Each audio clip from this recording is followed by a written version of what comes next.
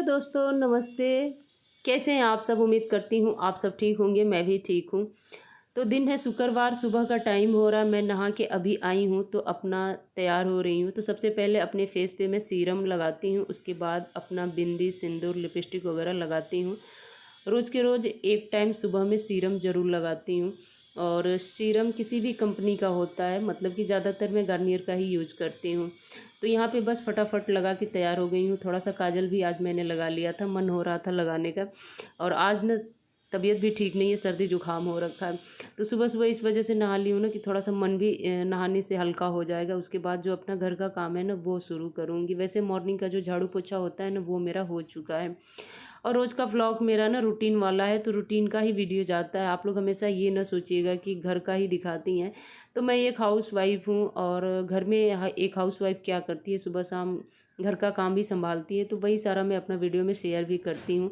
आप लोगों को अच्छा लगेगा तो वीडियो को लाइक कीजिएगा, और अपनों के बीच चाहें तो शेयर भी कर सकते हैं।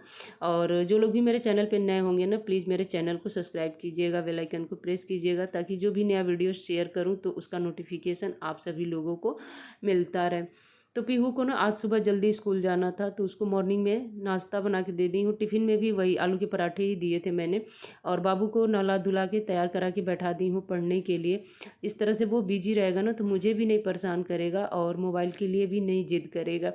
जब घर पे रहता है ना तो ज़्यादा टाइम ना बस मोबाइल के पीछे ही भागता रहता है। तो इस वजह से उसको बिजी रखने के लिए अच्छा खासा मैंने जो है ना ढूंढ लिया तरीका। तो वो इस तरह से पहले तो राइटिंग वर्क करेगा, फिर रीडिंग करेगा, उसके बाद कलर करेगा। तब तक मैं सारे पराठे जल्दी फटाफट सेक ले रही हूँ। और अभी पीहू पापा ना घर ही पे हैं, गए नहीं हैं, तो उनके हिस्से का भी पराठे वगैरह सेक ले रही हूँ। और रखने से भी कोई फ़ायदा नहीं है, एक बार सेक के रख दो ना तो नाश्ते में खाएंगे ही खाएंगे, बचेगा तो लंच में भी हम लोग ले लेंगे। और बाकी फिर से टाइम निकाल के ना लंच की तैयारी अभी मुझे करनी है। घर भी जो है ना डस्टिंग और जो मतलब साफ़ सुथरा करने का काम होता है वो नहीं हुआ है। और इसी बीच आ गए थे सिलेंडर वाले, सुबह ही मैंने बुकिंग किया था और ज़रा सा भी टाइम नहीं लगा, मतलब कि 3-4 घंटे के अंदर ही ना फटाफट ये सिलेंडर लेके दरवाजे तक आ गए थे। फिर मैंने इनको खाली करके सिलेंडर दिया, भरा हुआ सिलेंडर चेक कराया। और मेरा भाई गवर्नमेंट जॉब में, आप सबको पता ही है, तो उसका जो ट्रेनिंग का कपड़ा वगैरह होता है ना थोड़े ढीले ढीले से मिलते हैं उसको। तो वो हमेशा नहीं पहनता है, केवल ट्रेनिंग के टाइम पे ही पहनता है। तो जब ट्रेनिंग ख़त्म हो जाता है तो ला के मुझे दे देता है कि आप सिलेंडर वाले जो भैया आते हैं उनको दे देना। तो उनके में बहुत अच्छे फिट हो जाता है और मोटा कपड़ा रहता है, टिकाऊ रहता है, तो वो लोग पसंद मतलब पसंद भी करते हैं, पहनते भी हैं। तो मैं उनको दे देती हूँ इसी तरह से। उसके बाद सिलेंडर चेक करा के बाहर ही मैं छोड़ दी हूँ, क्योंकि अभी मन नहीं हो रहा मेरा उसको धोने का। और कल ना गेहूँ धोई थी तो उसको भी फैलाना ज़रूरी था। धूप कभी निकल रहा है, कभी छाँव हो जा रहा है अचानक से। तो बीच बीच में तो कई बार उठा के अंदर रखना पड़ रहा है, और जैसे ही धूप तेज़ हो रहा है ना फिर से आके दोबारा इसको फैलाना पड़ रहा है। तो जिस दिन गेहूँ धोती हूँ ना उस दिन जो मेरा हालत है ना एकदम से इसी तरह से ख़राब हो जाता है, बार बार अंदर करो बाहर करो। और इस चक्कर में ना थोड़े बहुत जो गेहूँ के दाने हैं ना इधर उधर छिटा ही जाते हैं। उस पे से कबूतर जो है ना एकदम से आतंक मचाए हुए हैं। जैसे ही मैं अंदर जाती हूँ ना इस पे फड़फड़ा के आते हैं, और जितना खाते नहीं हैं उतना छींट के चले जाते हैं। तो फिर दोबारा उनको भी इकट्ठा करना पड़ता है मुझे। तो इस तरह से ना पूरा दिन निकल जाता है गेहूँ के चक्कर में।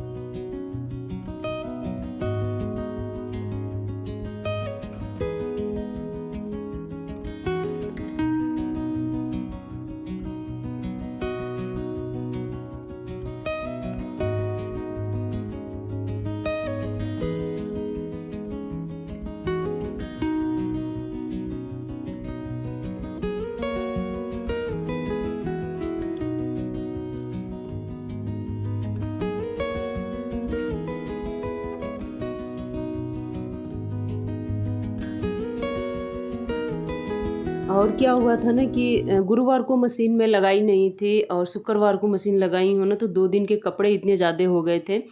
तो स्टैंड पे तो अटे ही अटे, बाकी जो बचे ना बाहर के रस्सी पे ही डालना पड़ा था मुझे।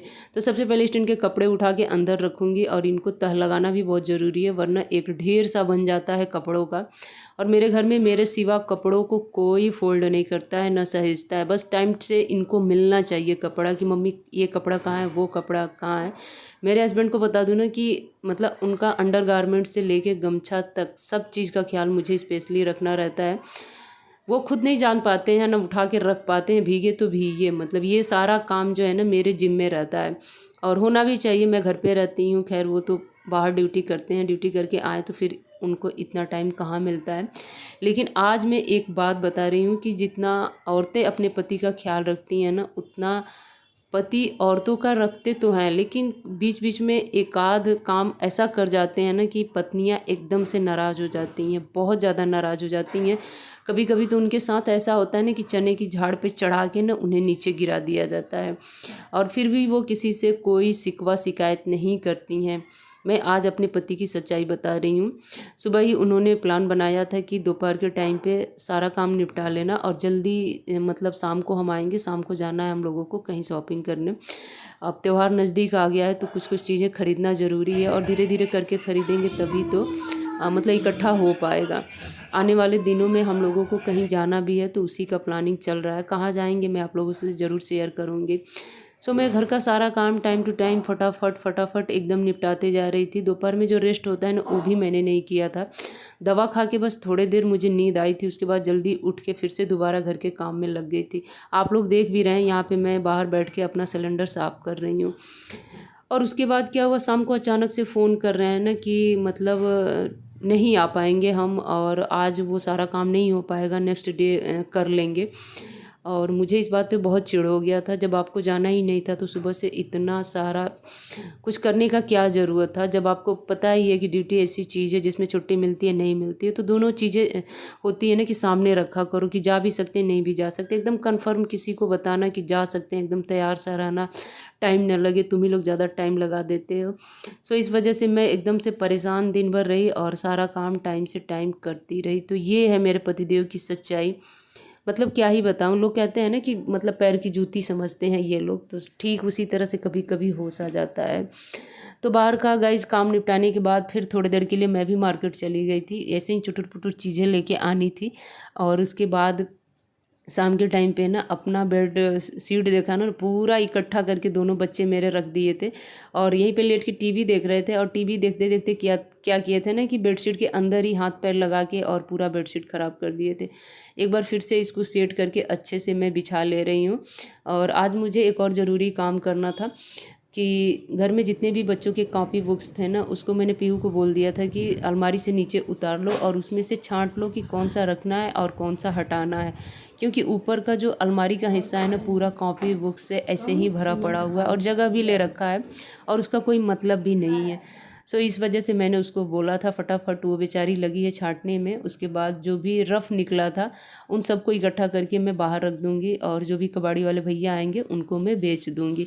तो इस तरह से क्या होगा ना कि घर में कबाड़ जो है ना इकट्ठा नहीं होता है, घर आपका साफ़ सुथरा रहता है और जो स्पेस होता है वो भी खाली हो जाता है, बच ही जाता है। तो चलिए आज का वीडियो छोटा सा मैंने आप सबके साथ शेयर किया है। आई होप कि आज का वीडियो अच्छा लगा होगा। वीडियो अच्छा लगा होगा तो प्लीज़ लाइक शेयर कमेंट करना आप लोग ना भूलिएगा। और जो लोग भी मेरे चैनल पे नए होंगे फिर से एक बार बता दे रही हूँ, चैनल को सब्सक्राइब ज़रूर कीजिएगा। और चलिए लेती हूँ आपसे विदा, मिलती हूँ एक और नए ब्लॉग में। तब तक के लिए बाय बाय फ्रेंड्स। सावन का महीना है, चलते चलते आप सभी लोगों को हर हर महादेव।